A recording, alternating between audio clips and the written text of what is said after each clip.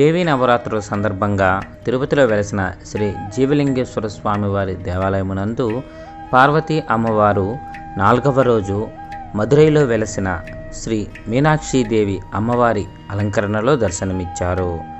ఉదయం స్వామి అమ్మవార్లకు పంచామృత అభిషేకం అనంతరం చండీ పారాయణ మరియు చండీ హోమాన్ని ఘనంగా నిర్వహించారు.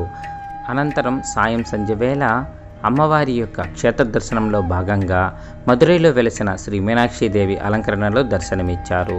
అమ్మవారికి కుంకుమార్చనలు ఘనంగా నిర్వహించారు. శ్రీవారి బ్రహ్మోత్సవాలలో భాగంగా స్వామివారు ముత్యాల పందిరిలో గోవర్ధనధారి అయి దర్శనమిచ్చారు.